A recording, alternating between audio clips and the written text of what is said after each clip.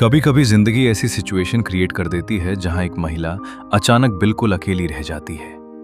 सोचिए, अगर किसी महिला के हस्बैंड की डेथ हो जाए और उसके बाद ससुराल वाले उसे घर से निकाल दें, तो क्या ऐसी सिचुएशन में वो अपने फादर इन लॉ से मेंटेनेंस मांग सकती है? हाल ही में ऐसा ही एक मामला छत्तीसगढ़ हाई कोर्ट के सामने आया।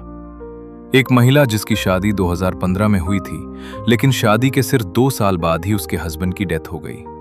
पति की मृत्यु के कुछ समय बाद ही उसने एक बेबी गर्ल को जन्म दिया और उसके बाद उसकी जिंदगी पूरी तरह बदल गई। महिला का कहना था कि पति की मृत्यु के बाद उसे सहारा मिलने के बजाय ससुराल से बाहर निकाल दिया गया और उसके पास न कोई इनकम सोर्स था और न कोई फाइनेंशियल सपोर्ट। इसलिए उसे मजबूरी में अपने पेरेंट्स के घर रहना पड़ रहा था।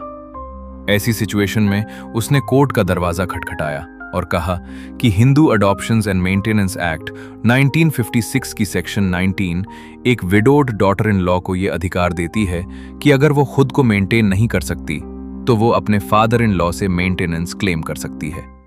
दूसरी तरफ फादर इन लॉ ने कोर्ट में आर्गुमेंट दिया कि बहू खुद अपनी मर्जी से घर छोड़कर गई है और वो उसकी रिस्पॉन्सिबिलिटी नहीं है। लेकिन हियरिंग के दौरान कोर्ट ने एक महत्वपूर्ण बात नोटिस की। फादर इन लॉ ने अपना बचाव तो किया, लेकिन वो खुद कोर्ट में गवाही देने के लिए प्रेजेंट नहीं हुए। और लॉ का एक प्रिंसिपल ये कहता है कि अगर कोई पार्टी अपने क्लेम को प्रूव करने के लिए विटनेस बॉक्स में नहीं आती तो कोर्ट उसके खिलाफ एडवर्स इन्फ्रेंस ले सकती है।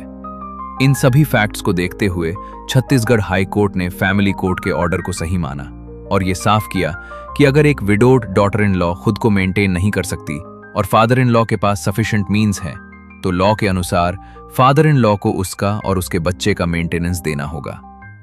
क्योंकि इंडियन फैमिली लॉ का बेसिक पर्पस यही है कि किसी भी महिला और उसके बच्चे को मुश्किल परिस्थितियों में बेसहारा न छोड़ा जाए।